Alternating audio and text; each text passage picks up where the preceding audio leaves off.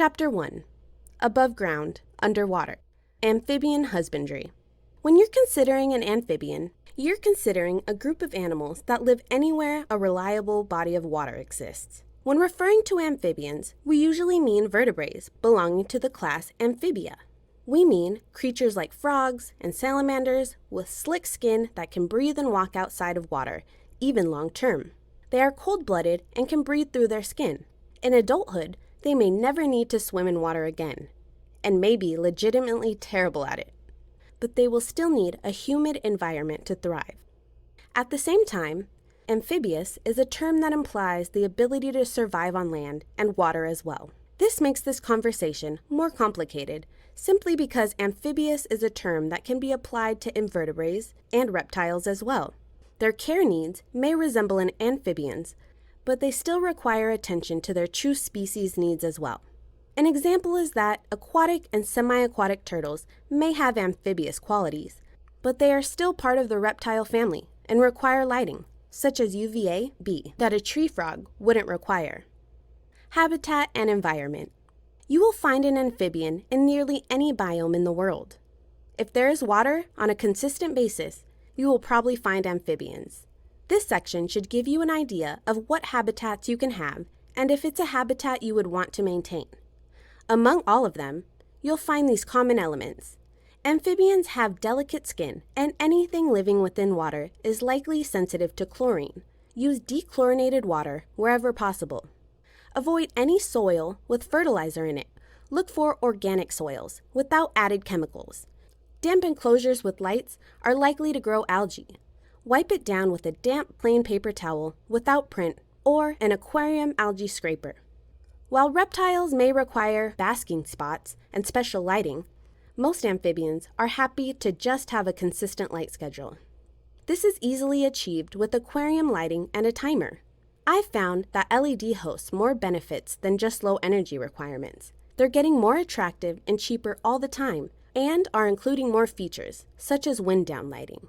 A good light spectrum is also enough to keep live plants happy long term. Timers come in a variety of options, even smart timers that connect to your phone and easily handle complicated schedules. But their best benefit is that they can provide consistency that we may sometimes slip up on. It's also one less thing to worry about. As far as the habitat you keep, this goes back to replicating their natural environment. Whether they naturally come from the rainforest or a pond in the chilly mountains, they usually fall into just a few categories: arboreal, terrestrial, aquatic, or somewhere in between. If you decide to set up a naturalistic habitat, I have found Josh Frogs and Serpa Design have the most thorough instructions for how to do this. Half and half, a paludarium. Although most amphibians need humidity and a source of water, some are specialized around the ability to be in the water as much as out of it. Salamanders, morphing tadpoles, and turtles would all require this type of setup. Most humidity-loving creatures will love this setup as well. Just block off areas they could get stuck in and include extra ways out. Carefully place sticks, rocks, fake vines for the less aquatically inclined. With this habitat, your goal is to replicate the base of a waterfall or where land meets a body of water, rivers, lakes, ponds, etc. To achieve this, your enclosure will have a sizable water portion with a significant amount of land as well. A paludarium can be made in any watertight enclosure, from a standard aquarium tank to an exo-terra-style enclosure. Maintenance on this enclosure includes water changes, filtering, if you can fit one in, and cleaning the enclosure down. Water changes for paludariums are better more frequent than not, and should be 20 to 90%. If you keep fish in the paludarium, do 20% weekly and up to 75% for larger changes when the water seems dirty. If there are no fish, you can change nearly all the water. Always remember to dechlorinate the water. Nearly all dechlorinator works fine. Just follow the instructions. As always with aquatic areas, the larger it is, the fewer, the larger changes you should do. You should always use a good soil in these setups. Change every few weeks, unless you have a naturalistic paludarium, in which case the soil should last for years and only need replacement once the soil quality has degraded and no longer smells like the forest. If you choose a bioactive paludarium, You need a variety of aquatic and high-moisture plants, as well as isopods and springtails, who will benefit from the soil with a variety of decaying matter. These additions will act as a cleanup crew to break down most of the waste your pets produce. You'll still want to do water changes, though, and happy plants will require some consistent trimming.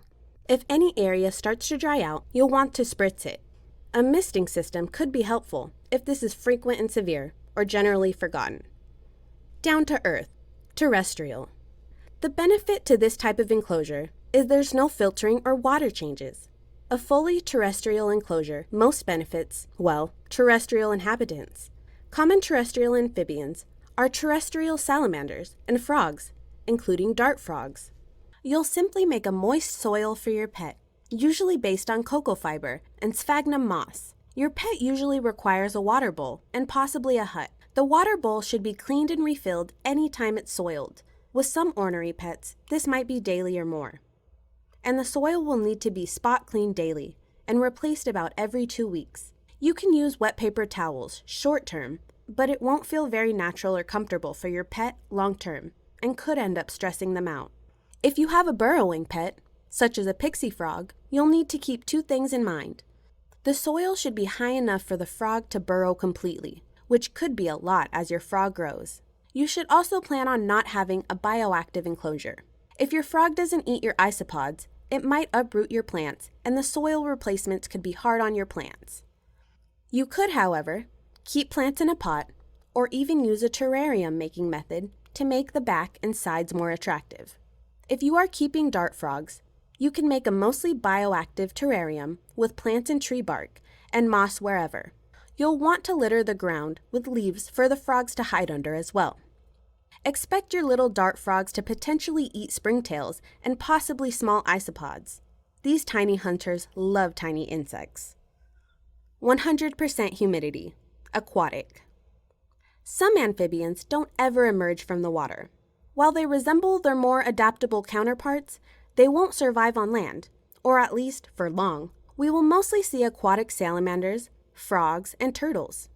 For these pets, you will need an ample aquatic option, regardless of your enclosure choice. Overall, they need care very much like fish. Choose an enclosure you can fill with enough water to run a filter. With the water being their primary home, aquatic species will need clean water to breathe and live.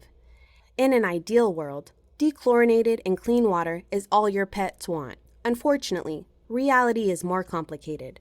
Not all aquatic amphibians will need a substrate and may do without, but this is another area where naturalistic can help. Live plants can help filter additional waste, produce oxygen for the water, and compete with algae.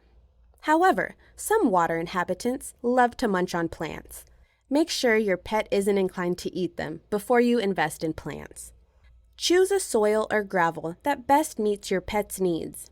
For example, if it prefers gravel, choose gravel. You should be able to find many plants that complement this substrate. In my experience, anything living in water will see a quality of life improvement with plants, as long as they don't eat them all down. Bored and sluggish pets can come to life. They love to run between plants, and they feel much more secure with hiding places. You can also add hiding places in the form of driftwood or aquarium decorations. Make sure any hiding places have more ample room for your pet to get in and out, even when they grow. A sudden growth spurt could cause substantial injuries trying to get in and out of their hiding places. Determine the difference between your home's temperature year-round and your pet's needs. I found it's common to need to run a cooler for an axolotl who prefer temperatures below 75 degrees Fahrenheit and closer to 60 to 64 degrees Fahrenheit. Some people also accomplish this with tricks like frozen water bottles. Otherwise, some species might like to be at 75 degrees Fahrenheit, and that might mean a heater for those in climates with the winter. After that, it's just maintenance. Algae outbreaks are the bane of any aquarist's life, so account for this in your aquarium care.